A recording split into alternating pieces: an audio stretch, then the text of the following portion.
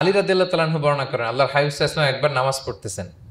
নামাজে তিনি সিজদারত অবস্থায়। ইন দ্য মিন টাইম লাদাগাতহুল আকরাব, একটা বিচ্ছু রাসূল সাল্লাল্লাহু আলাইহি ওয়াসাল্লামের আঙ্গুলে কামড় দিল। বিচ্ছু, বিচ্ছুর কামড় খাইছেন? হ্যাঁ, কেমন লাগে? খুব আরাম লাগে? হ্যাঁ, খুব যন্ত্রণা হয়, অনেক যন্ত্রণা হয়। তো রাসূল সাল্লাল্লাহু আলাইহি ওয়াসাল্লামকে যখন কামড় দিল নামাজরত অবস্থায়, রাসূল সাল্লাল্লাহু আলাইহি ওয়াসাল্লাম খুব যন্ত্রণা পেলেন, ব্যথা পেলেন। এই বিচ্ছুটারে লানত করলেন। সাধারণত লানত করতেন না, তিনি বলতেন লানাতুল্লাহি আলাল আকরাব, এই বিচ্ছুর উপর লানাত। লা ইয়াদাউ নাবিয়্যান ওয়ালা গায়রা, এই বিচ্ছু নবীও চিনে না, মানুষও চিনে না। মানে কোথায় কামড় দিতে হবে এটাও বুঝতেছে না। শুধু নবী না, সব নবীদের নবী, উনারা কামড় দিয়ে ফেলছে। তাই আল্লাহর পক্ষ থেকে পরীক্ষা ছিল, কেয়ার করা। উনি ভর্ৎসনা করলেন, লানত করে বললেন নবীও চিনস না, মানুষও চিনস না, কামড় দিয়ে খুব কষ্ট পাচ্ছেন তিনি। তো আল্লাহ হাবিব সাল্লাল্লাহু আলাইহি ওয়াসাল্লাম বললেন, যাও গরম পানি আর লবণ নিয়ে আসো, এনে এটার মধ্যে ঢালো। তো ঢালতে আরম্ভ করলো। লবণ কিন্তু খুবই ব্যথানাশক, pain killer, natural pain killer. এটার মধ্যে সোডিয়াম ক্লোরাইড আছে। তো এটা গরম করে লবণ মিশিয়ে দিলে যে কোনো ব্যথা ট্যাথা সাথে সাথে ভালো হয়ে যায়। রাসূল ইসলাম বললেন ঢালো। ঢালতেছে, রাসূল ইসলাম পড়তেছেন কুল হুয়াল্লাহু আহাদ আল্লাহুস সামাদ লাম ইয়ালিদ ওয়া লাম ইউলাদ ওয়া লাম ইয়াকুল লাহু কুফুয়ান আহাদ বলে ফু দিচ্ছেন আর ঢালতেছে। ঢালাও শেষ, আঙ্গুলের ব্যথাও শেষ। তাহলে রাসূল সাল্লাল্লাহু আলাইহি ওয়াসাল্লামের একটা চিকিৎসা পদ্ধতি আপনারা জানলেন, তিব্বে নাবাবী, যে সাপ বিচ্ছু কিছু ধ্বংসন করলে ওখানে কুসুম ওয়ার্ম ওয়াটার, লবণ দিয়ে ওয়ার্ম ওয়াটার করে সেখানে ঢালতে হবে। আর কোন সূরা পড়তে হবে? কুল হুয়াল্লাহু আহাদ আল্লাহুস সামাদ লাম ইয়ালিদ ওয়া লাম ইউলাদ ওয়া লাম ইয়াকুল লাহু কুফুয়ান আহাদ, এটা পড়তে হবে। প্রতিটি প্রোগ্রামে আমরা কোরআনের কোনো না কোনো সূরা থেকে কিছু আলোচনা শুনছি। তারই ধারাবাহিকতায় আজকে আমি সূরাতুল ইখলাস তেলাওয়াত করেছি, ছোট্ট একটা সূরা। এই সূরার সংক্ষিপ্ত তাফসীর আজকে আমরা শুনবার চেষ্টা করবো ইনশাআল্লাহ বিইذনিল্লাহ। সূরাতুল ইখলাস সবার মুখস্থ আছে না? মুসলিম তো অবশ্যই, অনেক অমুসলিমেরও মুখস্থ। অনেক হিন্দুরও সূরা ইখলাস মুখস্থ আছে, জানেন? অনেক হিন্দু ভাইরা একই পাড়ায় একই সাথে সমাজে থাকার কারণে তারা সূরা ফাতিহা, ইখলাস এরকম দু চারটা দোয়া কালাম সূরা এদেরও মুখস্থ থাকে। সূরাতুল ইখলাস এমন একটা সূরা যেটা অনেক অমুসলিম ভাইদেরও মুখস্থ থাকে। খুব ছোট্ট সূরা। স্রষ্টার পরিচয় যে এত সহজ ভাষায় মাত্র 4টি বাক্যে দিয়ে দেয়া যায়, তার জলজন্ত প্রমাণ হচ্ছে এই সূরাতুল ইখলাস। মাত্র 4টি আয়াত। কয়টি? 4টি আয়াত দিয়ে আল্লাহ তাআলা স্রষ্টার পরিচয় খুবই চমৎকার ভাবে প্রিসাইজলি তিনি তুলে ধরেছেন। কোরআনের অনেক জায়গায় আল্লাহ তাআলা নিজের পরিচয় দিয়েছেন। যেমন সূরা বাকারার 255 নম্বর আয়াতে, মানে আয়াতুল কুরসির মধ্যে আল্লাহ তাআলা নিজের পরিচয় তুলে ধরেছেন। একটি আয়াত, 9টি বাক্য বিশিষ্ট একটি আয়াত, সেখানে আল্লাহ তাআলার পরিচয় খুব চমৎকার ভাবে পাওয়া যায়। আয়াতুল কুরসি, এটা আপনাদের মুখস্থ আছে না? আয়াতুল কুরসি ফরজ সালাতের পরে এটা পড়বেন। আল্লাহর হাবিব সাল্লাল্লাহু আলাইহি ওয়াসাল্লাম ফরজ সালাতের পরে এটা পড়তেন। তিনি বলতেন মান কারা আয়াতুল কুরসি দুবুরা কুল্লি সালাতিন মাকতুবাতিন লাম ইয়ামনাহু মিন দুখুলিল জান্নাতি ইল্লাল মাউত। ফরজ সালাতের পরে যে আয়াতুল কুরসি তেলাওয়াত করবে তার জান্নাতে যাওয়ার ক্ষেত্রে আর কোনো বাধা থাকে না, মৃত্যু ছাড়া। মৃত্যুটাই বাধা, মরলেই জান্নাতি। আয়াতুল কুরসির ভেতরে আল্লাহ তাআলা ওনার পরিচয় তুলে ধরেছেন খুবই সংক্ষিপ্তভাবে, এক আয়াতে আল্লাহর পরিচয়। তারপর সূরা হাশরের শেষ 3 আয়াতে আল্লাহ তাআলা নিজের খুব চমৎকার পরিচয় তুলে ধরেছেন। তারপরে এই সূরা ইখলাসের মধ্যে আল্লাহ তাআলা আরো সংক্ষিপ্ত পরিসরে, ভেরি প্রিসাইজলি, মাত্র ছোট্ট ছোট্ট 4টা আয়াতে নিজের পরিচয় তুলে ধরেছেন। তো কিভাবে আল্লাহ তাআলা নিজের পরিচয় আমাদের সামনে পেশ করলেন, আমরা সেটাই আজকে শুনবার চেষ্টা করবো ইনশাআল্লাহ। সূরাতুল ইখলাস আপনারা কি জানেন এটা কোরআনের কততম পারায় অবস্থিত? 30তম পারায়। এবং এই সূরাটি মাক্কি সূরা। কি সূরা? কোরআনের সর্বশেষ পারায় অবস্থিত 30তম পারায়। আয়াত সংখ্যা তো আমরা শুরুতেই বললাম, কয়টি? 4টি। এই সূরাটি কোরআনের যে সূরার ধারাক্রম, সেই ধারাক্রম অনুসারে 112 নম্বর সূরা। কত নম্বর? 112 নম্বর সূরা। এই সূরাটা মক্কাতুল মুকাররমাতে নাজিল হওয়ার কিছু প্রেক্ষাপট আছে। প্রেক্ষাপটগুলো হচ্ছে, আরবরা বংশকে খুব গুরুত্ব দেয়, বংশ প্রিজার্ভ করা, লিনিয়েজকে প্রিজার্ভ করা। এবং তারা মানুষকে দেখে, শুধু মানুষ তো না, মানুষের পায়ের ছাপ দেখে বলে দিতে পারতো তার বাবাকে, পর দাদাকে, 14 পুরুষের নাম বলে দিতে পারতো। শুধু মানুষই না, তারা উটের পায়ের ছাপ দেখে, মরুভূমির বালুতে উটের পায়ের ছাপ দেখে ওই উট কোন বংশের, ওই বংশের ওর নাম কি, ওর বাবার নাম কি, ওর দাদার নাম কি, 14 পুরুষ এরকম ছিল। এবং তারা দুজন মানুষকে যদি ঢেকে রাখা হয় সারা শরীর, শুধু পায়ের একেবারে শেষের দিকের ছোট আঙ্গুল দেখে, এটাকে এলমুল কিয়াফা বলে, ওই ছোট আঙ্গুলের শেপ দেখে ওরা বলে দিতে পারতো সে কোন বংশের, তার বাবার নাম কি, দাদার নাম কি। 14 পুরুষ। তারা এই লিনিয়েজকে প্রিজার্ভ করতো আর কি এইভাবে, এবং এই বংশ পরিক্রমা মুখস্থ করা, জানা, জিজ্ঞেস করা, এটাকে গুরুত্ব দিত। তো তারা আল্লাহকেও আমাদের মতো এরকম একজন সত্তা ভেবে আল্লাহ হাবিব ইসলামকে জিজ্ঞেস করতেছে যে ইদান খালাকাল্লাহু কুল্লা শাই ফামান খালাকাল্লাহ। মুহাম্মদ, তুমি তো বলো যে আল্লাহ নাকি সব সৃষ্টি করেছে, তো আল্লাহকে কে সৃষ্টি করেছে? অথবা বলো যে আল্লাহর বাবাকে, আল্লাহর দাদাকে, আল্লাহর পরদাদাকে, আল্লাহর বংশটা বলো। তো তখন এই তাদের এই প্রশ্নের জবাবে আল্লাহ তাআলা সূরাতুল ইখলাস নাজিল করেন যে কুল হু আল্লাহু আহাদ, হে নবী আপনি বলুন আল্লাহ হচ্ছেন এক, অদ্বিতীয়, ইউনিক, অ্যাবসোলুট। আল্লাহুস সামাদ, তিনি হচ্ছেন সামাদ, তিনি কারো প্রতি নির্ভরশীল নন, অমুখাপেক্ষী। লাম ইয়ালিদ ওয়া লাম ইউলাদ, তিনি কাউকে জন্ম দেনও নাই, আবার তিনি কারো কাছ থেকে জন্ম নেনও নাই। ওয়ালাম ইয়াকুল লাহু কুফুয়ান আহাদ, তার সমকক্ষ, তার মতো, তার সিমিলার মহাবিশ্বে দ্বিতীয় কেউ নাই। সুবহানাল্লাহ। এটা হচ্ছে শানে নুজুল, কোন প্রেক্ষাপটে নাজিল হয়েছে, এটা হচ্ছে একটা বর্ণনা। আরেক বর্ণনা এসছে মক্কার মুশরিকরা জিজ্ঞেস করতে আরম্ভ করলো, ইয়া মুহাম্মদ, আমরা জানি মানুষ মাটির তৈরি, ফেরেশতারা নূরের তৈরি মানে আলোর তৈরি, এরপর জিনেরা আগুনের তৈরি, আল্লাহ কিসের তৈরি? আল্লাহ তাআলার বাইয়িন লানা জিনসা রাব্বিক, তোমার আল্লাহর জিন্স বর্ণনা করো, সে কোত্থেকে আসছে, কি দিয়ে, কোন জিন্স থেকে, মানে কোন জিনিস থেকে তৈরি। তখন আল্লাহ তাআলা এই সূরাটা নাজিল করলেন, কুল হু আল্লাহু আহাদ আল্লাহুস সামাদ লাম ইয়ালিদ ওয়া লাম ইউলাদ ওয়া লাম ইয়াকুল লাহু কুফুয়ান আহাদ। এইভাবে অনেকগুলো বর্ণনা পাওয়া যায় যে এরকম এরকম প্রেক্ষাপটে যখন রাসূল সাল্লাল্লাহু আলাইহি ওয়াসাল্লামকে তারা এই সমস্ত প্রশ্ন জিজ্ঞেস করে, তখন তাদের প্রশ্নের জবাব স্বরূপ আল্লাহ তাআলা 4 আয়াত বিশিষ্ট এই সূরাটি নাজিল করেন। তাহলে সূরার কোন প্রেক্ষাপটে, কোন সিচুয়েশনে সূরাটা নাজিল হলো, এটা সবার কাছে ক্লিয়ার না এখন? এই সূরার কিছু ফজিলত পাওয়া যায়। আপনারা তো সূরার নাম শুনেছেন সূরাতুল ইখলাস। ইখলাস শব্দের অর্থ হচ্ছে সিনসিয়ারিটি, হ্যাঁ, আন্তরিকতা বা একনিষ্ঠতা। যেহেতু এই সূরায় একনিষ্ঠতার সাথে আল্লাহর তাওহীদের ঘোষণা দেওয়া হয়, এজন্য এই সূরার নাম হচ্ছে সূরাতুল ইখলাস। আবার এই সূরাকে সূরাতুত তাওহীদও বলে, যেহেতু আল্লাহর একত্ববাদের ঘোষণা এই সূরায় দেওয়া হচ্ছে, ওয়াননেস অফ গড। আবার এই সূরার একটা নাম হচ্ছে সূরাতুল মারিফা, যেহেতু এই সূরা মারিফা মানে জানা বা চেনা, যেহেতু এই সূরা পড়ার মধ্য দিয়ে আল্লাহর পরিচয় জানা যায়, আল্লাহকে চেনা যায়, এজন্য সূরার নাম সূরাতুল মারিফা। আচ্ছা, এই সূরার অনেক ফজিলত আছে, অনেক ফজিলত। আমরা কয়েকটা ফজিলত আপনাদের সামনে শেয়ার করবো ইনশাআল্লাহ। এই সূরার 1 নম্বর ফজিলত হচ্ছে রাসূল সাল্লাল্লাহু আলাইহি ওয়াসাল্লাম বিভিন্ন সুন্নাহ নামাজে, সুন্নত নামাজের দ্বিতীয় রাকাতে এই সূরাটা পড়তেন। যেমন ফজরের 2 রাকাত সুন্নত আছে না, ফজরের 2 রাকাত সুন্নতের দ্বিতীয় রাকাতে রাসূল সাল্লাল্লাহু আলাইহি ওয়াসাল্লাম এটা পড়তেন। প্রথম রাকাতে সূরা কাফিরুন, দ্বিতীয় রাকাতে সূরা ইখলাস, এটা পড়তেন। মাগরিবের নামাজের যে সুন্নাত, সেই সুন্নাতেরও দ্বিতীয় রাকাতে আল্লাহর হাবিব সাল্লাল্লাহু আলাইহি ওয়াসাল্লাম এই সূরাটা পড়তেন। তাওয়াফ করার পরে 2 রাকাত নামাজ পড়তে হয়, জানেন? ওই 2 রাকাত নামাজে রাসূল সাল্লাল্লাহু আলাইহি ওয়াসাল্লাম প্রথম রাকাতে সূরাতুল কাফিরুন, দ্বিতীয় রাকাতে সূরাতুল ইখলাস পড়তেন।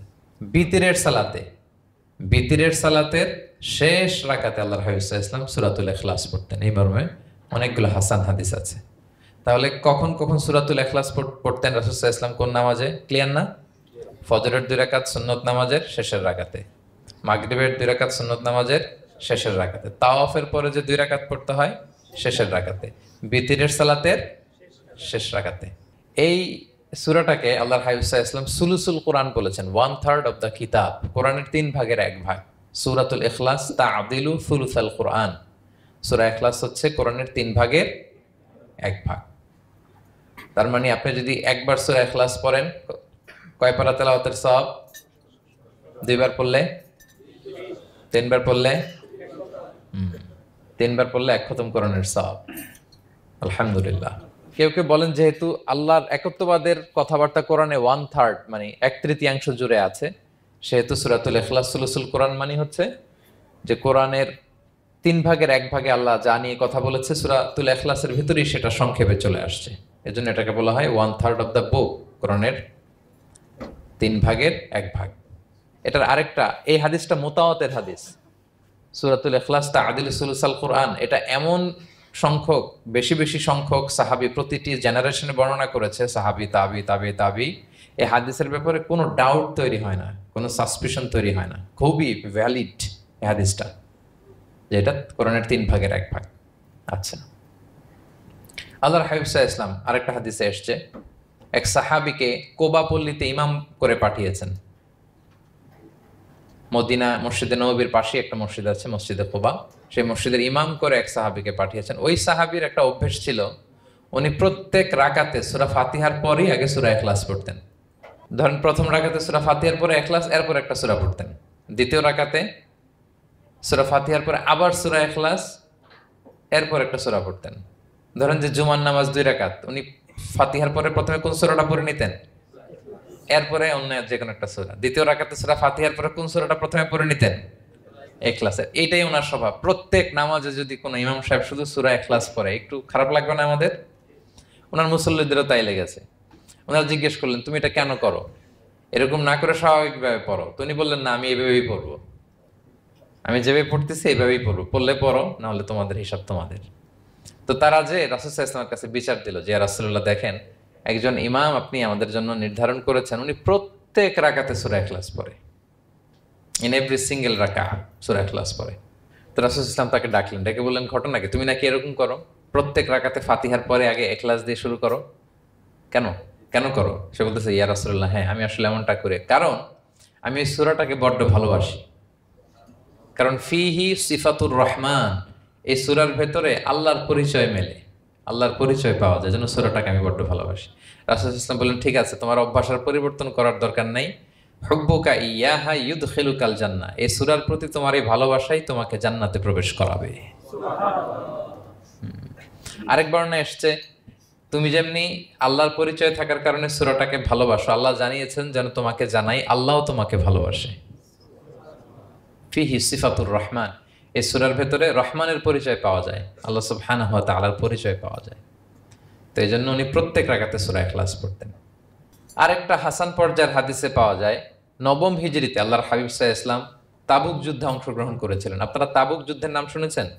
হ্যাঁ, নিশ্চয়ই শুনেছেন, যারা ইসলামের ইতিহাস, রাসূল সাল্লাল্লাহু আলাইহি ওয়াসাল্লামের বায়োগ্রাফি নিয়ে পড়াশোনা করেছেন। তাবুক হচ্ছে অনেক দূরে মদিনা থেকে, খুব কষ্টের সফর ছিল। তখন খেজুর পেকে সবার ঘরে খেজুর, পাকা খেজুর উঠাতে হবে, আবার প্রচণ্ড গরম, আবার সফরের দূরত্ব অনেক বেশি। এই সফরে মূলত কোনো যুদ্ধ সংগঠিত হয়, তাবুক যুদ্ধে কোনো যুদ্ধ হয় নাই। কয়েক সপ্তাহ লাগছে যেতে, কয়েক সপ্তাহ ফিরতে, এতটুকুই। জাস্ট কে পাক্কা ইমানদার আর কারা মুনাফেক, হিপোক্রিট, এটাকে ক্লিয়ার করার জন্য আল্লাহ তাআলা এই যুদ্ধের আহ্বান জানিয়েছেন যে যাও, অ্যাটাক করো, তাবুকে যাও। বিশাল বাহিনী, প্রায় বিশাল একটা বাহিনী যে তাবুকে চলে গেল। রাসূল সাল্লাল্লাহু আলাইহি ওয়াসাল্লাম যখন তাবুক যুদ্ধে ছিলেন, এই অভিযানে ছিলেন, তখন মদিনায় এক সাহাবী ইন্তেকাল করেন, নাম হচ্ছে মুআবিয়া ইবনে মুআবিয়া আল মুজহানি। তো উনি ইন্তেকাল যখন করলেন, রাসূল সাল্লাল্লাহু আলাইহি ওয়াসাল্লাম তো এত দূর থেকে এটা জানতেন না। জিবরাইল আলাইহিস সালাম এসে বললেন, ইয়া রাসূলুল্লাহ, মদিনাতে আপনার সাহাবী মুআবিয়া ইন্তেকাল করেছে। মুআবিয়া ইবনে আবি সুফিয়ান একজন সাহাবী আছে, উনি নয়, মুআবিয়া ইবনে মুআবিয়া আল মুজহানি। তখন বললেন, ইয়া রাসূলুল্লাহ, আপনি এই 30,000 সাহাবী নিয়ে এখানেই মরুভূমির মধ্যেই তার গায়েবানা জানাজা পড়েন, আমরাও আছি আপনার সাথে, আমরাও শরীক হব। তো রাসূল সাল্লাল্লাহু আলাইহি ওয়াসাল্লাম এত দূরে তাবুক থেকেই মুআবিয়া ইবনে মুআবিয়া আল মুজহানি রাদিয়াল্লাহু তাআলা আনহুর গায়েবানা জানাজায় শরীক হলেন। এই গায়েবানা জানাজায় সাহাবাদের সাথে ফেরেশতারাও শরীক হয়েছিলেন, 2 কাতারে, পেছনে 2 কাতার, প্রতি কাতারে 70,000 ফেরেশতা। জানাজা শেষে, দোয়া শেষে আল্লাহর হাবিব সাল্লাল্লাহু আলাইহি ওয়াসাল্লাম বললেন যে, জিবরিল, ঘটনা কি? মুআবিয়ার এত স্ট্যাটাস, এত মর্যাদা, কি কারণে তুমি 2 কাতারে 70,000 হলে 1,40,000 বিশাল ফেরেশতাদের বহন নিয়ে তুমি জানাজায় জয়েন করলে, কারণ কি? কি তার মর্তবা? তো জিবরাইল আলাইহিস সালাম বললেন, ইয়া রাসূলুল্লাহ, আপনার সাহাবী মুআবিয়ার বৈশিষ্ট্য ছিল তিনি কাইমান আও কাঈদান, দাঁড়িয়ে অথবা বসে, মাশিয়ান আও রাকিবান, আরোহণ অবস্থায় অথবা চলন্ত অবস্থায়, উঠতে বসতে চলতে ফিরতে সবসময় সে পড়তে থাকতো কুল হুয়াল্লাহু আহাদ আল্লাহুস সামাদ লাম ইয়ালিদ ওয়া লাম ইউলাদ ওয়া লাম ইয়াকুল লাহু কুফুয়ান আহাদ। এই সূরাটা ছিল তার ডেইলি ওজিফা, সবসময় উঠতে বসতে চলতে ফিরতে কোন সূরা পড়তো? সূরা ইখলাস পড়তো। এজন্য আল্লাহ তাআলার আদেশে আমরা 1,40,000 40,000 ফেরেশতা নিয়ে তার জানাজায় শরীক হয়েছে। সুবহানাল্লাহি বিহামদি। তাহলে বুঝতে পারতেছেন এই সূরার মর্তবা কতটা পছন্দনীয় সূরা আল্লাহর কাছে। যদিও ছোট, আয়াত কয়টা? কিন্তু আল্লাহর কাছে এটার ফজিলত অনেক বেশি। প্রিয় ভাইরা, শুধু এখানেই শেষ নয়। আল্লাহর হাবিব সাল্লাল্লাহু আলাইহি ওয়াসাল্লাম সকালে, সন্ধ্যায়, ফজরের পরে, মাগরিবের পরে এবং বিছানায় ঘুমোতে যাওয়ার আগে তিনি সূরাতুল ইখলাস, সূরা ফালাক, সূরা নাস পড়ে হাতের মধ্যে ফু দিতেন, দুই হাত একসাথে মিলিয়ে এরকম ফু দিয়ে মাথা থেকে বডিতে যতটুকু সম্ভব তিনি মাসে করতেন। 3টা সূরাই শুরু হয়েছে কুল দিয়ে, এজন্য 3 সূরাকে একসাথে বলে কুল আস-সালাসা, মানে 3 কুল। এই 3 কুল তিনি ফজরের পর, মাগরিবের পর আর বিছানায় ঘুমোতে যাওয়ার আগে পরে হাতে ফু দিয়ে সারা গায়ে মেসেজ করতেন। আপনারা করেন? হ্যাঁ, এই অভ্যাসটা, ওজিফাটা আছে তো আপনাদের? না, করবেন। এটা special protection. You will get a special protection from আল্লাহ সুবহানাহু ওয়া তাআলা। অনেকে দেখবেন ব্ল্যাক ম্যাজিক করে। ব্ল্যাক ম্যাজিক কিন্তু সত্য। ম্যাজিক করে, সেহের করে আপনাকে দুর্বল করে ফেলবে। স্বয়ং আল্লাহর হাবিব সাল্লাল্লাহু আলাইহি ওয়াসাল্লামকে সেহের করা হয়েছিল। উনি কয়েক মাস স্ত্রীদের সাথে ফিজিক্যাল ইন্টিমেসিতে যেতে পারতেন না, এত দুর্বল হয়ে গেছিলেন। লাবিদ ইবনুল আসাম নামে এক ইহুদি মিত্র, সে জাদু করেছিল রাসূল সাল্লাল্লাহু আলাইহি ওয়াসাল্লামকে। ওনার মাথার চুল চিরুনির ভেতর 11টা গিট দিয়ে সেই ব্ল্যাক ম্যাজিক করেছে। নবী সাল্লাল্লাহু আলাইহি ওয়াসাল্লাম কয়েক মাস অসুস্থ ছিলেন। পরে সূরা ফালাক নাস যখন নাজিল হয় তখন আল্লাহ তাআলা বিষ্ণু সাল্লাল্লাহু আলাইহি ওয়াসাল্লামকে সুস্থ করে দিলেন। সাহাবীদেরকে নিয়ে এক কুয়ার নিচ থেকে, চিরুনি থেকে এই গিটগুলো খুলে খুলে রাসূল সাল্লাল্লাহু আলাইহি ওয়াসাল্লাম 11টা আয়াত তেলাওয়াত করলেন। রাসূল সাল্লাল্লাহু আলাইহি ওয়াসাল্লামকে সুস্থ করে দিল কে? আল্লাহ সুবহানাহু ওয়া তাআলা শিফা নসিব করলেন। তার মানে ব্ল্যাক ম্যাজিক সত্য, সিহির করে মানুষ। আপনার সফলতা, আপনার সাকসেস, এটা সবার ভাল লাগবে না, মনে রাখবেন। সবাই এটা পছন্দ করে না। আল আইনু হক, নজর কিন্তু সত্য। নজর সত্য, নজরের প্রভাব আছে, চোখের প্রভাব আছে। এজন্য কারো ভালো কিছু দেখলে মাশা আল্লাহ বলবেন, আল্লাহর দিকে ফিরিয়ে দিবেন ওটার কল্যাণ। কি বলবেন? একটা সুন্দর ফুটফুটে বাচ্চা দেখলে মাশা আল্লাহ। কারো সফলতা দেখলে, কারো ফার্মে গেলেন, বাগানে যেয়ে দেখলেন ফল মূল ভর্তি, কি বলবেন? মাশা আল্লাহ। বিসমিল্লাহ মাশা আল্লাহ বললে এটাতে আর ক্ষতি হয় না। অনেকে বলে যে বাবা মা মাশাআল্লাহ বলা লাগে না, বাবা মা আর নাকি মামা, এই 3 জন নাকি মাশাআল্লাহ না বললে কিছু, এটা ভুল কথা। বাবা মারা বলতে হয়। বাবাও তার ছেলের কোনো সাকসেস, ভালো কিছু দেখলে কি বলবে? মাশা আল্লাহ, তাবারাকাল্লাহ, অথবা বিসমিল্লাহ মাশা আল্লাহ, এটা আপনারা বলবেন। নজরের প্রভাব আছে। আপনি সিম্পলি দেখেন, এই যে আমি আপনাদের দিকে তাকিয়ে তাকিয়ে কথা বলছি, আমি যদি অনেকক্ষণ স্টেয়ারিং করি, কারো দিকে ভেবে তাকিয়ে থাকি, সে ভালো ফিল করবে? কেন? আমি কি তার মারছি, ধরছি, স্পর্শ করছি? কিছুই তো করলাম, শুধু আমি তার দিকে তাকিয়ে আছি। তার মানে এতেই সে অস্বস্তি ফিল করতেছে। ধরেন যে আপনি কোনো একটা প্রোগ্রামে বসে আছেন, আপনার পাশে যে বসে, আপনি তার দিকে এরকম 10 মিনিট তাকায় আছেন, কোনো কথা ছাড়া শুধু তাকিয়েই রইলেন। তার কি ভাল লাগবে বলেন? সে কি কমফোর্টেবল ফিল করবে? সে ভয় পাবে, সে ভয় পাবে, অস্বস্তি ফিল। আপনি কিছুই করেন নাই, না তাকে টাচ করেছেন, না ধরেছেন, ছুঁয়েছেন, কি শুধু তাকিয়ে আছেন। দেখেন নজরের কি প্রভাব। আল্লাহ আইনু হক, নজর সত্যি। এজন্য কারো সাকসেস দেখলে আমরা সবসময় যেন মাশাআল্লাহ বলি। মাশাআল্লাহ ঠোঁটের সাথে মিলিয়ে রাখবেন। ভালো দেখলে কি বলবেন? মাশাআল্লাহ, মাশাআল্লাহ, বিসমিল্লাহ মাশাআল্লাহ, মাশাআল্লাহ, তাবারাকাল্লাহ, এটা বলবেন। তাহলে আল্লাহর হাবিব সাল্লাল্লাহু আলাইহি ওয়াসাল্লামকেও সেহের করা হয়েছিল।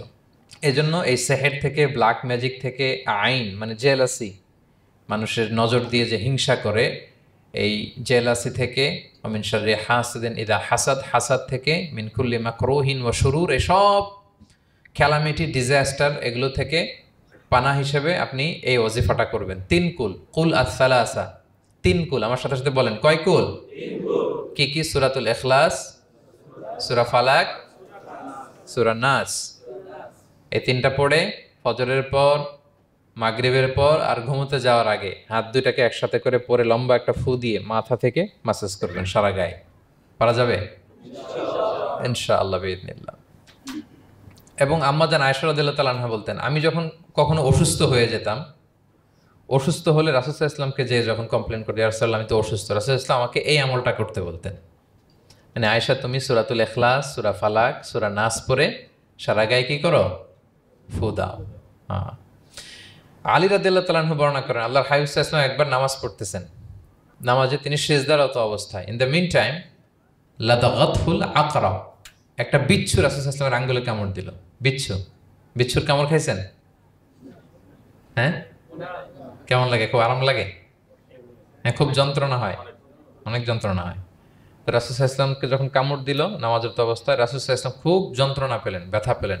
এই বিচ্ছুটারে লানত করলেন। সাধারণত লানত করতেন না, তিনি বলতেন লানাতুল্লাহি আলাল আকরাব, এই বিচ্ছুর উপর লানাত, লা ইয়াদাউ নাবিয়্যান ওয়ালা গায়রা। এই বিচ্ছু নবীও চিনে না, মানুষও চিনে না, মানে কোথায় কামড় দিতে হবে এটাও বুঝতেছে না।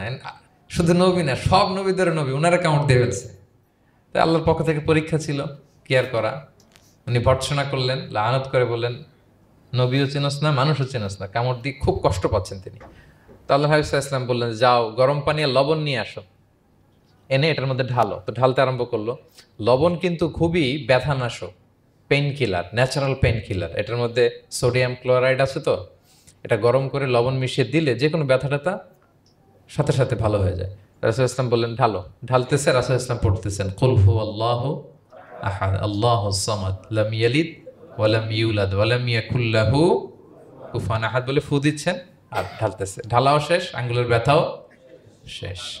তাহলে রাসূল সাল্লাল্লাহু আলাইহি ওয়াসাল্লামের একটা চিকিৎসা পদ্ধতি আপনারা জানলেন, তিব্বে নাবাবী, যে সাপ বিচ্ছু কিছু ধ্বংসন করলে ওখানে কুসুম ওয়ার্ম ওয়াটার, লবণ দিয়ে ওয়ার্ম ওয়াটার করে সেখানে ঢালতে হবে। আর কোন সূরা পড়তে হবে? কুল হুয়াল্লাহু আহাদ আল্লাহুস সামাদ লাম ইয়ালিদ ওয়া লাম ইউলাদ ওয়া লাম ইয়াকুল লাহু কুফুয়ান আহাদ, এটা পড়তে হবে। তাহলে এই সূরার ফজিলত কি জানতে পেরেছেন আপনারা? ক্লিয়ার তো না? আমি রিপিট করি কি কি ফজিলত বললাম। রাসূল সাল্লাল্লাহু আলাইহি ওয়াসাল্লাম ফজরের নামাজের সুন্নাতে, মাগরিবের সুন্নাতে, তাওয়াফের পরের সুন্নাতে, ভিতরের শেষ রাকাতে সূরাতুল ইখলাস পড়তেন। রাসূল সাল্লাল্লাহু আলাইহি ওয়াসাল্লাম সূরাটাকে সুলুসুল কোরআন, 1/3 অফ দ্য কিতাব বলেছেন। কোরআনের কয় ভাগের এক ভাগ? 3 ভাগ। এবং এক সাহাবীর ঘটনা তো শুনলাম, সে সব নামাজে সূরা ইখলাস পড়তো। মুসল্লিরা কমপ্লেন করার পরেও সে পড়লো। রাসূল সাল্লাল্লাহু আলাইহি ওয়াসাল্লাম বললেন কেন পড়ো? বলে যে ফিহি সিফাতুর রহমান, এই সূরায় আল্লাহর পরিচয় আছে, এই সূরাটা বড্ড ভালো লাগে। তো রাসূল সাল্লাল্লাহু আলাইহি ওয়াসাল্লাম বললেন এই সূরার প্রতি তোমার ভালো লাগেই তোমাকে জান্নাতে নিয়ে যাবে। আরেক বর্ণনায় যে তুমি যেমনি আল্লাহর কারণে এই সূরাকে ভালোবাসো, আল্লাহও জানিয়েছেন তিনি তোমায় ভালোবাসেন। এরপর মুআবিয়া ইবনে মুআবিয়া আল মুজানির হাদিস শুনলাম, তিনি উঠতে বসতে চলতে ফিরতে সবসময় কোন সূরা পড়তেন? সূরাতুল ইখলাস। ফলে আকাশ থেকে 1,40,000 ফেরেশতা এসে দুই কাতারে 70,000 করে ওনার গায়েবানা জানাজায় অংশগ্রহণ করেছেন। এবার বলেন এটা কি আপনারা কি ওয়াজিফা বানাবেন? হ্যাঁ, বানাবেন daily ওয়াজিফা। Make it your daily wazifa. Recite Suratul Ikhlas every day, especially in the morning and evening. তাহলে সূরার ইন্ট্রোডাক্টরি ডিসকাশন শেষ, নাজিলের প্রেক্ষাপট শেষ, ফজিলতও শেষ। এবার আমরা সূরায় ঢুকে যাই। কি বলেন? আউযু বিল্লাহি মিনাশ শাইতানির রাজিম, বিসমিল্লাহির রহমানির রহিম। বিতাড়িত শয়তান থেকে আল্লাহর কাছে পানাহ চাই, পরম করুণাময় অসীম দয়ালু আল্লাহর নামে শুরু করছি। আল্লাহ বলছেন কুল হুয়াল্লাহু আহাদ। হে নবী আপনি বলুন, ওই যে বারবার প্রশ্ন করে বাইয়িন লানা জিনসা রাব্বিক, তোমার আল্লাহ কি দিয়ে তৈরি? আল্লাহ কি স্বর্ণের তৈরি, না রূপার তৈরি, না কাঠের তৈরি? এইভাবেই লিটারালি বলতেছে আহুয়া মিন যাহাব আও ফিদ্দা আও মিন খাশাব। মুহাম্মদ তোমার আল্লাহ কি স্বর্ণের, না রূপার, না কাঠের? আল্লাহ বলেন নবী আপনি এটা বলেন। কুল, নবী আপনি বলুন হুয়াল্লাহু আহাদ, আল্লাহ হচ্ছে এক। তোমরা যেরকম আল্লাহকে ভাবো আল্লাহ আসলে ওই রকম নয়। আল্লাহর সত্তাটা আমাদের মতো নয়, সৃষ্টিগত সত্তার মতো নয়। আমরা এটাতে প্রায় ভুল করে ফেলি। অনেকে এমন এমন প্রশ্ন করি আল্লাহর সাথে, মনে হয় যেন আল্লাহ আমার একেবারে, আমরা নিজেরা যেরকম ওই রকম। কিন্তু স্রষ্টা যে সৃষ্টি জগতের অনেক ঊর্ধ্বে, এটা আমরা বুঝি না। তিনি সময়ের ঊর্ধ্বে, তিনি স্থানের ঊর্ধ্বে, তিনি কালের ঊর্ধ্বে, সব কিছুর ঊর্ধ্বে। যেমন আমাদের 3টা কাল আছে, হ্যাঁ, অতীত, তারপর বর্তমান যেটাকে ধরা যায় না, প্রতি সেকেন্ডে ন্যানো সেকেন্ডে এটা অতীত হয়ে যাচ্ছে, আর যেটা সামনে ঘটবে এটা কি? ফিউচার, ভবিষ্যৎ। তা আল্লাহরও কি এরকম অতীত বর্তমান ভবিষ্যৎ আছে? সময়টা আমাদের জন্য, উনি তো সময়ের স্রষ্টা, ওনার সাথে আপনি সময় সেট করতে পারবেন না, উনি সময়ের ঊর্ধ্বে। ফলে উনি এই ইবলিস যে আদেশ ভঙ্গ করা, আদম আলাইসাল্লাম এবং হাওয়া আলাইসাল্লাম পৃথিবীতে আসা, নূহ, দাউদ, হুদ, সালেহ থেকে শুরু করে এই একের পর এক নবী, শেষ নবী, বর্তমান সময়, ভবিষ্যৎ, দাজ্জাল, কিয়ামত, সব তিনি অ্যাট এ গ্ল্যান্সে দেখেন, একবারে ওনার চোখের সামনে। আমাদের মতো অতীত বর্তমান ভবিষ্যৎ ওনার নাই। আমরা যেমনি ভাব প্রকাশের জন্য ভাষা লাগে, এই যে আমি বাংলায় কথা বলতেছি আপনারা বুঝতেছেন, হ্যাঁ, মালাইরা যারা মালাইতে কথা বলে, ইংলিশরা ইংরেজিতে কথা, চাইনিজে কথা বলে, ভাষা, উনি ভাষার স্রষ্টা, ফলে ওনার ভাষাও লাগে না। কিন্তু উনি বোঝানোর জন্য একটা ভাষা ইউজ করে আমাদের জন্য সহজ করে দিয়েছেন। একটা ভাষায় না বললে তো আমরা বুঝবো না, ফলে উনি আরবি ভাষায় কোরআনটাকে নাজিল করেছেন যাতে আমরা বুঝি। কিন্তু উনি ভাষার মুখাপেক্ষী না, ওনাকে সময়, কাল, ভাষা কোনো কিছু দিয়ে বাধা যায় না, উনি সব কিছুর ঊর্ধ্বে, সব কিছুর ঊর্ধ্বে।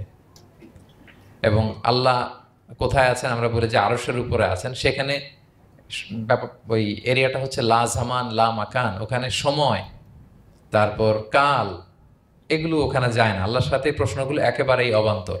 ফলে আমরা যে প্রশ্নগুলো হুট করে না বোঝার কারণে করে ফেলি, যেহেতু আমাদের খুব সীমিত জ্ঞান, ফলে আমরা সৃষ্টির সাথে স্রষ্টাকে গুলিয়ে ফেলি। কিন্তু উনি কিন্তু আমাদের মতো নন। এজন্য আল্লাহ বলেন যে আমাকে জিজ্ঞেস করে যে আমি লোহার তৈরি না স্বর্ণের তৈরি না রূপার তৈরি নাকি পাথরের তৈরি বা কাঠের তৈরি, তুমি বলো কুল হুয়াল্লাহু আহাদ, হে নবী আপনি বলুন আমি হচ্ছি এক, একক, অদ্বিতীয়। আরবিতে এক এক বলতে আরবিতে ওয়াহেদ শব্দ ব্যবহার করে, আহাদ ব্যবহার করা হয় না। ব্যক্তির গুণ হিসেবে কখনো আহাদ ব্যবহার করা হয় না। এটা কেবলমাত্র শুধুমাত্র একমাত্র আল্লাহ তাআলার জন্য ব্যবহার করা হয়, তিনি আহাদ। আহাদ কারণ ওয়াহেদ শব্দের ওয়াহেদাতুন হয়, মানে পুরুষবাচক হয়, স্ত্রীবাচক হয়, কিন্তু আহাদের আর কিছু হয় না, আহাদ আহাদি। আল্লাহ শব্দটাই এরকম, আল্লাহ শব্দটাই এরকম। যেমন ঈশ্বরের ঈশ্বরী হয়, ভগবানের ভগবতী হয়, গডের গডেস হয়। আল্লাহর এরকম স্ত্রীবাচক কিছু আছে? কিছু নাই। আল্লাহ বলেন ইন্নানি আনাল্লাহু লা ইলাহা ইল্লা আনা ফা'বুদনি ওয়া আকিমিস সালাতা লিযিকরি। নিশ্চয় আমি আল্লাহ। মুসা আলাইহিস সালামকে প্রথম যে প্রত্যাদেশ রেভেলেশন দিয়েছিলেন মুকাদ্দাসে তুয়ার পাশে, তুর পাহাড়ের পাদদেশে, ওখানে প্রথম মুসা আলাইহিস সালাম আল্লাহর সাউন্ড তখন তিনি শুনেছিলেন। এবং আল্লাহর সাউন্ডটাও আমাদের সাউন্ডের মতো নয়। যেমন আমি এদিক থেকে কথা বললে আপনি এই পাশ থেকে শুনবেন, এদিক থেকে কথা বললে, এদিক থেকে আমাকে ডাক দিলে এদিকে, তার মানে আমি দিকের সাথে সম্পৃক্ত। আল্লাহর এটা এরকম না। মুসা আলাইহিস সালাম তিনি যখন আল্লাহর কথা শুনলেন, তিনি বললেন যে একটা সাউন্ড শুনলাম, এটা চারদিক থেকে শোনা যায়, চারদিক থেকে শোনা যায়। এবং তিনি ওনার প্রেগনেন্ট স্ত্রীকে নিয়ে মাদিয়ান ক্রস করে ইজিপ্টের বর্ডারে ঢুকবেন। ইন দ্য মিন টাইম আল্লাহ তাআলা ওই সময়টাকে চুজ করেছেন যে তাকে এখন নবী বানাবো, তাকে রেভেলেশন দিব।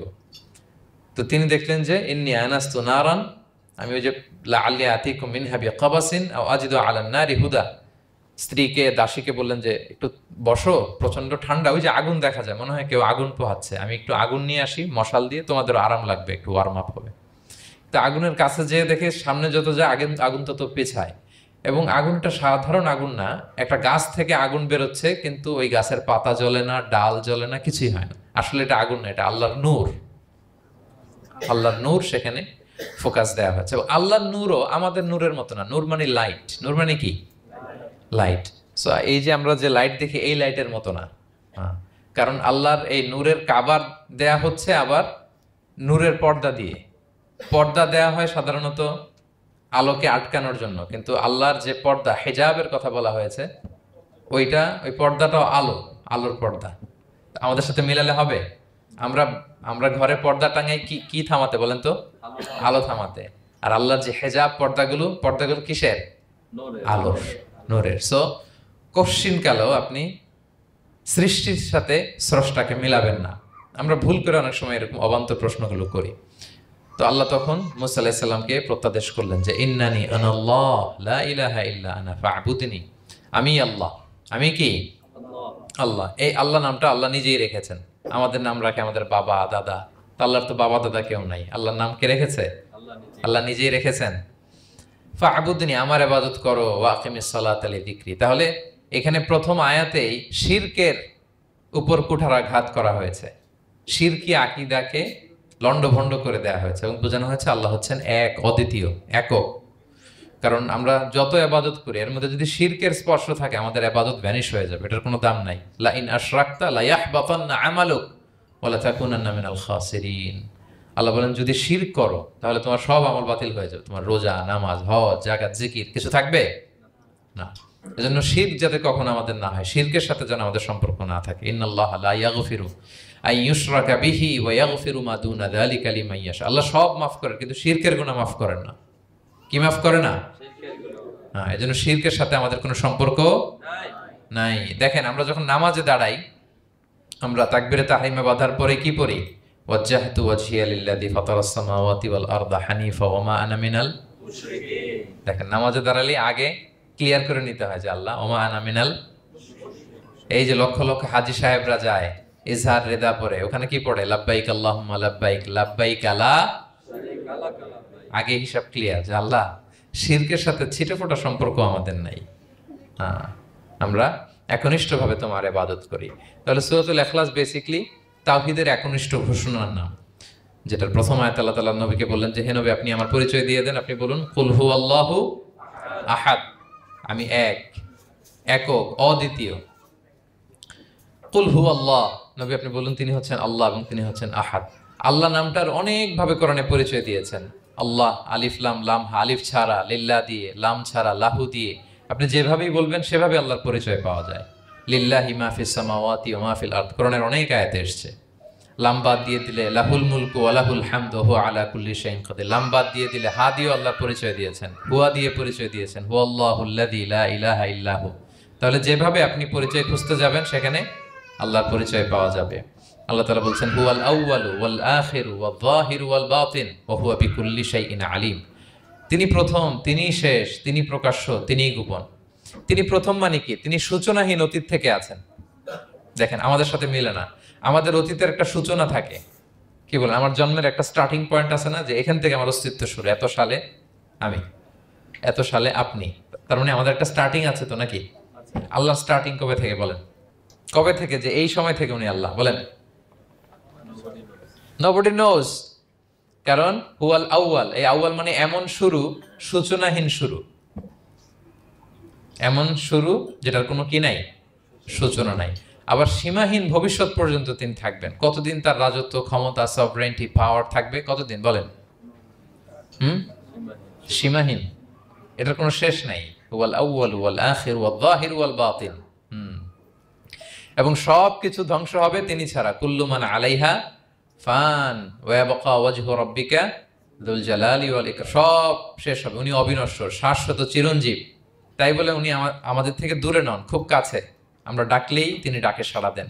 আমাদের সবকিছু তিনি দেখেন, অবজার্ভ করেন, মনিটর করেন। ওয়া নাহনু আকরাবু ইলাইহি মিন হাবলিল ওয়ারিদ।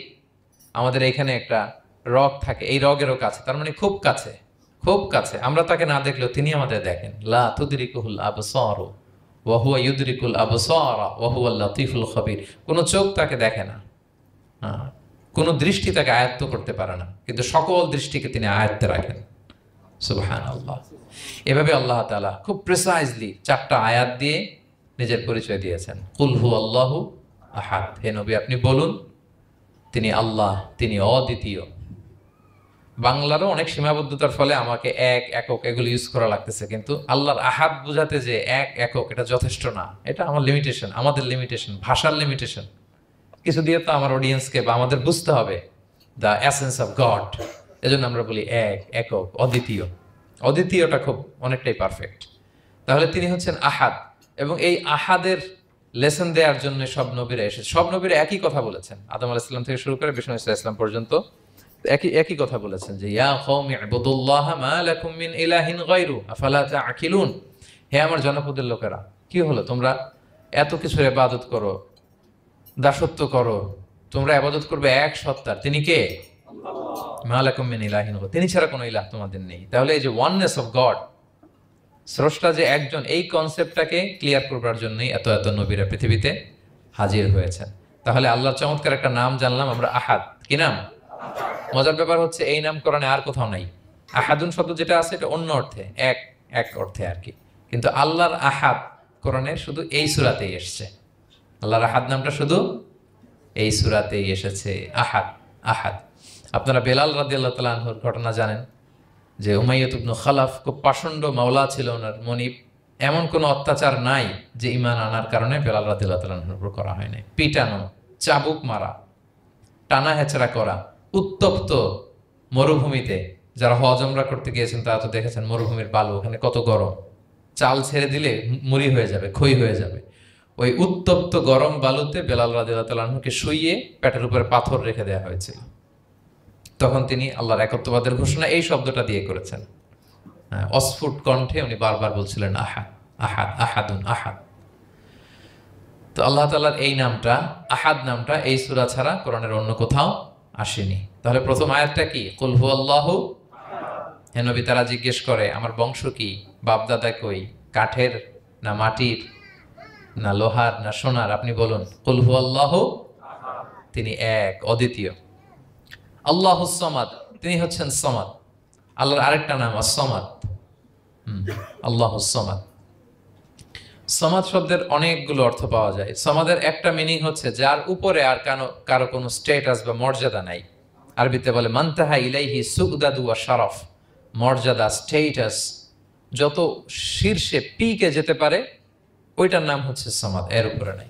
সামাদের আরেকটা অর্থ হচ্ছে যে পরনির্ভরশীল নয়, মানে তার কারোর উপর নির্ভর করা লাগে না, সে স্বয়ংসম্পূর্ণ। আচ্ছা, পৃথিবীতে এমন কারো নাম বলেন তো যে কোনো দিন কোনো কিছুতে কোনো কাজে অন্যের মুখাপেক্ষী হওয়া লাগে নাই, সে একা একা আত্মনির্ভরশীল, স্বয়ংসম্পূর্ণ, এরকম একজনের নাম বলেন। আছে? কেউ নাই। কোনো না কোনো ভাবে আপনি পাওয়ারফুল কারো কথা বলবেন, এত আরো নির্ভরশীল, এরা রাস্তা দেখায় না দিলে চলতেও পারে না, কোন দিকে যাইতে হবে এটা বলার জন্য 10 জন থাকে, এর ওয়াশরুমে নিয়ে যেতে হয় 10 জনের, এর এই সাপোর্ট ওই সাপোর্ট, এই প্রোটোকল, অনেক কিছু, এর লোক লাগে আরো বেশি। তার মানে সাহায্য ছাড়া চলতে পারে এমন কোন সত্তা পৃথিবীতে নাই। একটা সত্তা যার কারো কোনো সাহায্য লাগে না, যার কারোর প্রতি কোনো নির্ভরতা নাই, কারো কাছে ঠেকা নাই, গোটা বিশ্ব তার কাছে ঠেকা, তিনি কে? তার নাম সামাদ। তার নাম কি? আল্লাহুস সামাদ, অমুখাপেক্ষী, অ্যাবসলিউটলি ইন্ডিপেন্ডেন্ট। কখনো কোনো কাজে তার কারো কাছে যেতে হয় না, কারো উপর ভরসা করতে হয় না, কারো প্রতি তার কোনো ঠেকা নাই, সব গোটা দুনিয়া তার কাছে ঠেকা, তার কাছে ফরিয়াদ করে, তার দিকে ঝুঁকে পড়ে আসতে বাধ্য, ওই সত্তার নাম হচ্ছে সামাদ। সামাদ ক্লিয়ার সবার কাছে? আল্লাহ তাআলা বলছেন ইয়া আইয়ুহান নাসু আনতুমুল ফুকারাউ ইলাল্লাহ ওয়াল্লাহু হুয়াল গনিয়ুল হামিদ। ওহে মানুষেরা, তোমরা হচ্ছে ফকির। ফকির বিমানা মুফতাকির ইলাল্লাহ, মানে মুখাপেক্ষী কার দিকে? ফুকারা ইলাল্লাহ ওয়াল্লাহু হুয়াল গনিয়ুল হামিদ। কিন্তু আল্লাহ কারো প্রতি মুখাপেক্ষী নন। গনি, তিনি প্রাচুর্যশীল, হামিদ, সপ্রশংসিত। সবাই তার কাছে ফরিয়াদ করে, তিনি কারো কাছে ফরিয়াদ, সবাই তার কাছে চায়, তিনি কারো কাছে চাওয়া লাগে না, সবাই তার কাছে মুখাপেক্ষী, তিনি কারো প্রতি মুখাপেক্ষী। তার নাম সামাদ। তার নাম কি? তাহলে সামাদ ক্লিয়ার? হ্যাঁ। লাম ইয়ালিদ ওয়ালাম ইউলাদ। লাম ইয়ালিদ, তিনি কাউকে জন্ম দেননি। ওয়ালাম ইউলাদ, তিনি নিজেও জন্ম নেন নাই। সুবহানাল্লাহ, দেখেন কত সহজে পরিচয়, তিনি কাউরে জন্ম দেনও নাই, জন্ম নেনও নাই। সুবহানাল্লাহ, আমাদের ধর্ম যে কত সুন্দর, এক আল্লাহর দিকে আমাদেরকে রেফার করা হয়েছে। অন্যান্য ধর্মের দিকে দেখেন কি আজীব কথা। খ্রিস্ট ধর্মে বলে আদম আলাইহিস সালাম পাপ করছে, ওই পাপের কারণে আমরা সবাই নাকি পাপী, জন্মাইলেই নাকি পাপী। ইসলাম বলে আমরা জন্মগ্রহণ করি মাসুম অবস্থায়, নিষ্পাপ। কিন্তু খ্রিস্টানরা কি বলে? আমরা পাপ নিয়ে জন্মাই, ফলে খোদার ছেলের দুনিয়াতে আসা লাগছে, এসে সবার পাপ নিজের কাঁধে নিয়ে শুলে চড়ছে, এরপরে খোদার সাথে যে বসে আছে। এটা হচ্ছে খ্রিস্ট ধর্মের কথা। অন্যান্য অনেক ধর্মে দেখেন ল্যাংটা বাবার কাছে যে মাথা নোয়াতে হয়, এরকম অনেক ধর্ম দেখছেন যে লোকটার চুলে জট বাঁধা, দাড়িতে জট বাঁধা, একেবারে উলঙ্গ, তার কাছে যে সবাই এরকম হাত পাতে, দেখছেন? দেখেন না আপনারা? নাকি শুধু আমি একাই দেখলাম? দেখছেন সবাই? আছে, কিন্তু আমি ধর্মের নাম বলতেছি না, কোনো ধর্মকে ছোট করা যাবে না, কিন্তু এরকম আছে। তো দেখেন কি সমস্ত অদ্ভুত নিয়ম কানুন, আগুন নিয়ে ওইখানে দৌড়াইতে হয়, এই করতে হয়। কিন্তু আমাদের এক সত্তার কাছে আমরা চাই, কোনো ভায়া লাগে না, মিডিয়েটর লাগে না, মধ্যস্থতাকারী লাগে না, আল্লাহ বলে ডাকার সাথে সাথে তিনি ডাকে সাড়া দেন। লাম ইয়ালিদ ওয়া লাম ইয়াকুল লাহু, জন্ম দেনও নাই, জন্ম নেনও নাই। মুশরিকরা বলতো আল মালাইকাতু বানাতুল্লাহ, তারা বলতো ফেরেশতারা নাকি আল্লাহর মেয়ে। নাউজুবিল্লাহ। ওয়া ক্বালাতিল ইয়াহুদু উযাইরুন ইবনুল্লাহ, ইহুদিরা বলতো উযাইর আলাইহিস সালাম আল্লাহর ছেলে। ওয়া ক্বালাতিন নাসারা আল মাসীহ ইবনুল্লাহ, আর খ্রিস্টানরা বলে ঈসা মাসীহ, ঈসা আলাইহিস সালাম উনি নাকি আল্লাহর ছেলে। নাউজুবিল্লাহ। আল্লাহ সবগুলো ভ্রান্ত ধারণার কবর রচনা করেছেন এই আয়াত দিয়ে। লাম ইয়ালিদ ওয়া লাম না না, এগুলো ভুল। ক্লিয়ার কাট শুনে রাখো, কান খাড়া করে জেনে রাখো। লাম ইয়ালিদ ওয়া লাম ইউলাদ, তিনি কাউকে জন্ম দেনও নাই, তিনি কারো কাছ থেকে জন্ম নেনও নাই। ইমাম আবু বকর আল বাকিল্লানি একজন অনেক বড় একজন দার্শনিক ছিলেন এবং তর্কবাগীশ ছিলেন, ইরাকের। নাম শুনেছেন কেউ? আবু বকর আল বাকিল্লানি। তো উনি কারোর সাথে তর্ক লাগলে উনি খ্রিস্ট ধর্মের কত লোককে যে শাহাদা পড়াইছেন ওনার এই যৌক্তিক আলোচনা দিয়ে, তর্ক দিয়ে। সুবহানাল্লাহ। এক খ্রিস্টান পাদ্রী ওনারে প্রশ্ন করলো, তোমরা মুসলমানরা খুব রেসিস্ট। উনি বললেন কেন? বলছে তোমরা খ্রিস্টান মেয়ে বিয়ে করতে পারো, ইহুদি মেয়ে বিয়ে করতে পারো, মুসলিম কিন্তু ইহুদি মেয়ে খ্রিস্টান মেয়ে শর্ত সাপেক্ষে, কিছু শর্ত আছে ওই আলোচনা যাচ্ছেন, শর্ত সাপেক্ষে বিয়ে করতে পারে আহলে কিতাব হলে। কিন্তু কোন খ্রিস্টানরা মুসলিম মেয়ে আমাদের মেয়েদেরকে বিয়ে করতে পারবে না, কোন ইহুদি আমাদের মেয়েকে বিয়ে করতে পারবে না। তো বলে তোমরা খুব রেসিস্ট, তোমরা আমাদের মেয়ে না, ওকে তোমাদের মেয়ে আমাদেরকে দাও না। তো তিনি বলেন তোমরা তো ইহুদি, তোমাদের নবী হচ্ছে মুসা আলাইহিস সালাম, ওনাকে তো আমরা মানি, ওনার কথা তো কোরআনে আছে, এজন্য তোমাদের মেয়েকে বিয়ে করতে পারি। আর খ্রিস্টানদের নবী হচ্ছে ঈসা আলাইহিস সালাম, ওনাকেও মানি, ওনার মায়ের নামে বিশাল সূরাই আছে, সূরা মারিয়াম, আর ওনার ব্যাপারে হাজার শত শত আয়াত, তো এই জন্য তোমার খ্রিস্টানদের মেয়ে বিয়ে করতে পারি। তোমরা তো আমাদের নবী মুহাম্মদ সাল্লাল্লাহু আলাইহি ওয়াসাল্লামকে মানো না। মুহাম্মদ সাল্লাল্লাহু আলাইহি ওয়াসাল্লাম যে শেষ নবী এটা তোমরা মানার সাথে সাথে মুসলমান হয়ে যাবে, এরপর আমাদের মেয়েকেও তোমরা বিয়ে করতে পারবে। তো এভাবে উনি এমন ভাবে উত্তর দিতেন, বুহিতাল্লাযী কাফার, কোনো একেবারে লাজবাব হয়ে যেত। তো ওনার নাম যখন ছড়ালো, ইরাকের মুসলিম বাদশাহ ওনাকে কনস্টান্টিনোপলে পাঠাবেন, যেখানে রোমান এম্পায়ার। তো রোমান এম্পায়ার এরাও খুব প্রস্তুতি নিয়ে আছে যে আবু বকর আল বাকিল্লানিকে ডিল করা অনেক কঠিন, সে আসতেছে, তার সাথে কিভাবে কি করা যায়। তো আপনারা জানেন যে খ্রিস্ট সমাজের নিয়ম হচ্ছে রাজার দরবারে ঢুকতে গেলে কুর্নিশ করে ঢোকা লাগে। কি করে? মাথা নত করে, এরকম নিচের দিকে করে রূপুর মতো করে এরপরে ঢোকা লাগে। তো এখন তারা প্ল্যান করতেছে যে আবু বকর বাকিল্লানি তো জীবনে আমার কুর্নিশ করবে না, এটা তো আমার জন্য অপমান হয়ে যাবে, কি করা যায়। তো রাজার এক বড় উজির সে প্ল্যান করলো, একটা কাজ করেন, রাজ দরবারে তাকে যখন ঢোকানো হবে তার জন্য একটা স্পেশাল গেট বানানো হবে, দরজাটা ফুল হবে না, হাফ হবে, অর্ধেক। তো অর্ধেক দরজা দিয়ে যখন সে ঢুকবে, সে তো বাধ্য মাথা নিচু করে ঢুকতে হবে, তাহলে রুকু হয়ে গেল, কুর্নিশ আপনাদের দেওয়া হয়ে গেল। বলে এই তো চমৎকার বুদ্ধি, ঠিক আছে একটা ছোট্ট দরজা বানাও। তো বানাইছে। উনি যখন কনস্টান্টিনোপলে পৌঁছলেন, ওনাকে নিয়ে আসালো রাজদরবার, বলতেছে এটা দিয়ে ঢুকতে হবে আমাদের, সবার ঢুকেন। তো সবাই এরকম মাথা নিচু করে ঢুকছে। উনি দেখেই বুঝছে এটা তো কৌশল করছে আমার সাথে। তো উনি মাথা নিচু করছেন, কিন্তু এমনি না, উল্টা হয়ে উনি মাথাটা পিছনে দিয়ে, বুঝতে পারছেন, উনি অ্যাবাউট টার্ন হয়ে ঢুকতে তো হবে, পিঠটারে রাজার দিকে দিয়ে, নিতম্বটাকে রাজার দিকে দিয়ে, তারপরে উনি রুকু দিছে, উল্টা রুকু। তো এক হিসেবে কুর্নিশ মানে, বরং আরো রাজাকে কি হয়েছে, ইনসাল্ট করা হয়েছে। রাজা তো রেগে মেগে আগুন, সবাই রাজা বলছে জানতাম ও এরকম কিছু একটা করবে। মানে এমন ভাবে উনি বুদ্ধি বের করে ওনার সাথে আর পারা যায়। কেন ওনার কথা আনলাম এই জন্য, সেখানে যেও উনি পুরো রাজ দরবারকে তাক লাগিয়ে দিলেন এইভাবে। উনি দেখেন যে কনস্টান্টিনোপলের রোমান এম্পায়ারের পাশে পোপ বসা, পোপ চেনেন তো, মানে তৎকালীন খ্রিস্টান সবচেয়ে বড় পাদ্রী। তিনি যে বলতেছে কাইফা হালুক ইয়া কাহানাতুল মা'বাদ ও কাইফাল আহল ও কাইফাল আওলাদ, যে বলতেছে আরে সম্মানিত পোপ আপনি কেমন আছেন, আপনার বউ কেমন আছে, আপনার সন্তান কেমন আছে। এই কথা শুনে রাজা রেগে মেগে আগুন, এই আবু বকর বাকিল্লানি এত বড় সাহস, তুমি জানো না উনি পোপ, পোপদের বিয়ে করা নিষেধ, তারা এত পবিত্র, তাদের স্ত্রী হয় না, তাদের সন্তান হয় না। একজন পবিত্র সত্তার সন্তান থাকে কি করে, স্ত্রী থাকে কি করে, তারা আমাদের পোপ। তা আবু বকর আল বাকিল্লানি বলে, আপনাদের পোপের যদি স্ত্রী থাকলে ইজ্জত চলে যায়, সন্তান থাকলে সম্মান ক্ষুণ্ণ হয়, তাহলে আপনারা ঈসা আলাইহিস সালামকে আল্লাহর সন্তান কি করে বানান, মেরিকে আল্লাহর স্ত্রী কি করে বানান। সুবহানাল্লাহ বিহামদিহি। আল্লাহর সাথে আপনারা বউ সেট করতে পারেন, আল্লাহর সন্তান সাব্যস্ত করতে পারেন, কিন্তু আপনার পোপকে জিজ্ঞেস করলাম আপনার স্ত্রী কেমন আছে, আপনার বউ কেমন আছে, আপনার রেগে মেগে আগুন। এই কথা শুনে ওই ওদিকে যারা আছে সব শাহাদা পড়ে মুসলমান হয়ে গেছে। এরকম অনেক লোক ওনার বুদ্ধিমত্তা দেখে শাহাদা পড়ে পড়ে মুসলমান হয়ে গিয়েছে। এজন্য আল্লাহ তাআলা এই যে শিরকি আকীদার উপর কুঠারাঘাত করে তিনি বললেন লাম ইয়ালিদ ওয়া লাম ইউলাদ, তিনি জন্ম দেনও নাই, জন্ম নেনও নাই, ওয়া লাম ইয়াকুল লাহু কুফুয়ান আহাদ। এই কুফু শব্দটা আল্লাহর জন্য যে ব্যবহার হয়েছে কোরআনে আর কোথাও নাই। এক হচ্ছে আহাদ, আর এই কুফু আর কোথাও নাই। আল্লাহ বলেন ওয়া লাম ইয়াকুল লাহু কুফুয়ান আহাদ, তার সমকক্ষ কেউ নাই। আল্লাহর মতো similar, nothing is similar to him, equivalent to him. আল্লাহর মতো সিমিলার কিচ্ছু নাই। তাহলে আল্লাহ কার মতো? আল্লাহর মতো। আল্লাহ কার মতো? আল্লাহর মতো। অন্য আয়াতে আল্লাহ তাআলা বলছেন লাইসা কামিসলিহি শাই, তার মতো কেউ নাই, তিনি তার মতো। তাহলে আল্লাহ কার মতো? আল্লাহর মতোই। আল্লাহর মতো। ওয়ালাম ইয়াকুল্লাহু কুফুয়ান আহাদ, তার মতো কেউ নাই, তিনি তার মতো। তাহলে এই 4 আয়াতে আল্লাহর পরিচয় পাইছেন আপনারা? তিনি এক, অদ্বিতীয়, তিনি অমুখাপেক্ষী, কারো কাছে হাত পাততে হয় না, সব হাত পেতে থাকে তার দরবারে। তিনি জন্ম দেনও নাই, জন্ম নেনও নাই, তার মতো কেউ নাই। তো তাহলে আল্লাহর মতো কেউ নাই। আল্লাহ কার মতো? আল্লাহর মতো। তাহলে সূরাতুল ইখলাস ক্লিয়ার হয়েছে সবার? আল্লাহ নিজের পরিচয় দিলেন, তিনি এক, অদ্বিতীয়, তার কাছে চাইতে হয়। আমরা ফরিয়াদ করব কার কাছে?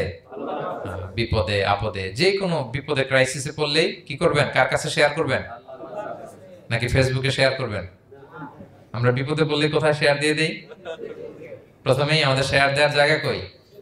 কিন্তু আসলে শেয়ার করতে হবে কার কাছে? প্রথমে আল্লাহর কাছে বলুন।